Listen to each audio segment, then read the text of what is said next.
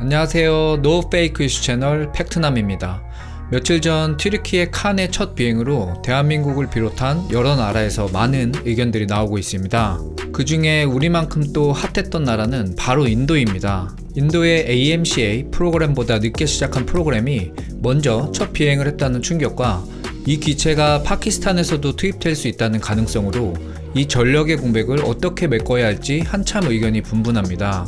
이와 관련하여 인도의 군사 채널 디펜스 매트릭스에서 칸의 첫 비행이 인도에게 경종을 울리는가? 라는 제목의 영상이 업로드됩니다. 주로 인도 자국에 느려 터진 개발 속도를 한탄하고 있으며 MRFA 사업에 추가하여 어쩔 수 없이 타국에서 5세대 전투기를 들여와 격차를 줄여야 된다는 희망 회로를 돌리고 있습니다. 혹시나 KF-21 이야기가 나오나 해서 번역을 한번 해봤는데요. 이 내용은 해당 번역 내용을 끝까지 한번 들어보시고 확인해 보시면 좋을 것 같습니다. 힌디어의 영상을 번역한 것이라 오역이나 의역이 있을 수 있으니 시청 시 참고 부탁드립니다. 기사의 내용은 주황색으로 표시가 됩니다.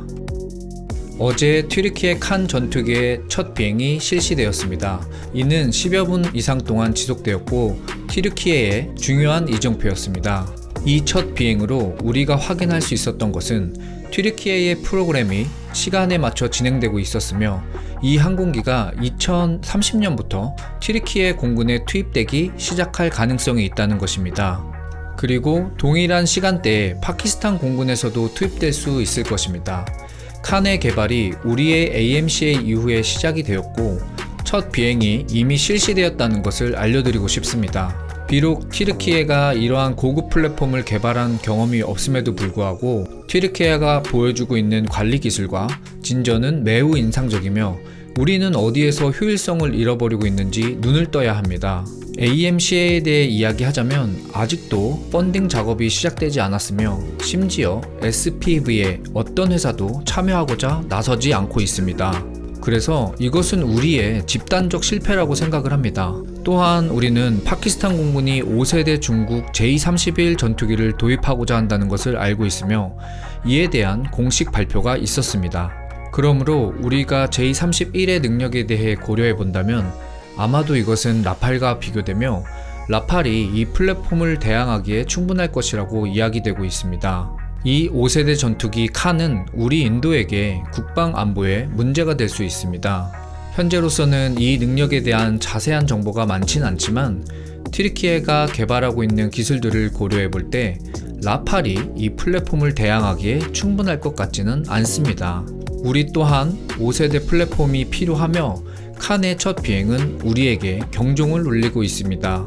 보통 파키스탄이 무언가 앞서가는 장비를 획득하고 나면 그때 우리가 따라가는 형식을 취하고 있습니다. 이 경우에도 AMCA의 개발 상황을 살펴본다면 그 타임라인을 여러 번 늦췄습니다. 미래가 보이지 않고 있습니다.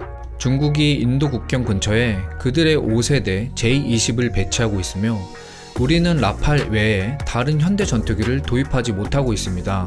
테자스가 인도 공군에서 사용되고 있지만 이 기체들은 주로 방어를 위한 플랫폼입니다. 테자스로는 J-20이나 심지어 현대 중국의 플랭커스에 대항할 수 없습니다. 그래서 인도의 프로그램들은 확실히 필요하며 AMCA와 MWF의 시기적절한 실행이 필요합니다. 그렇다고 개발 기간을 단축하기 위해 기체의 퍼포먼스를 타협하는 것은 우리에게 매우 위험할 것입니다. 우리는 파키스탄이 먼저 5세대 플랫폼을 도입하고 나서 인도가 패닉 바잉을 해서는 안 됩니다. 일이 터지기 전에 우리의 5세대 플랫폼에 대한 명확한 로드맵을 준비해야 합니다. AMCA가 나타나기까지는 적어도 10년이 걸릴 것이고 심지어는 우리가 지금 자금조차도 마련할 수 없으니 더욱 그럴 것입니다. 따라서 이와 병행하여 우리는 또한 5세대 프로그램에 적극적으로 참여해야 합니다. 그러나 역시 시간이 필요하므로 당장 이것이 인도 제작 플랫폼이 될 수는 없습니다. 이를 해외에서 수입해야 하지만 하더라도 현지 개량과 현지 생산 옵션을 가지고 탐색해야 합니다. 현재 MRFA가 아직 실행되지 않았기 때문에 MRFA의 범위 안에서 우리가 원하는 모든 숫자를 4.5세대 플랫폼으로 줄이고 별도로 추가 5세대 플랫폼 사업을 취할 수 있습니다. 이렇게 되면 벌어진 격차를 메우는 일종의 임시 방편으로 작용할 것입니다. 그래서 나머지 인도 제작 프로그램들은 반드시 속도를 높여야 합니다. 이제는 다른 선택지가 없습니다. 또한 인도 공군이 5세대 플랫폼도 탐색할 것이라는 소식도 있습니다. 하지만 5세대 플랫폼의 경우 활성 옵션이 매우 제한적이며 주로 러시아에서만 제공이 될 것입니다. 미국 측에서 F-35가 제한되는지 여부는 의문입니다. 아마도 이는 쉽지 않을 것입니다. 왜냐하면 최근에 트리키에가 F-35 프로그램에 참여하는 문제가 제기되었을 때 S-400 도입의 문제가 튀르키예와 해결되지 않는 한 튀르키예가 F-35 프로그램에 참여할 수 없다고 미국이 언급했기 때문입니다. S-400은 우리가 이미 도입을 한 상태이며 미국이 이 문제의 이의를 제기할 수 있고 이의가 없더라도 인도에 F-35를 판매함으로써 튀르키예에 미국의 정당성을 이야기하지 못할 것입니다. 결론은 우리는 칸의 첫 비행이 우리 인도에게 경종을 울리고 있습니다. 이에 따라 AMCA 자금은 가능한 빨리 출시되어야 하며 프로그램을 신속하게 추진해야 합니다. 또한 임시 조치로 5세대 플랫폼을 추가로 고려해야 합니다. 여기까지 번역의 내용입니다.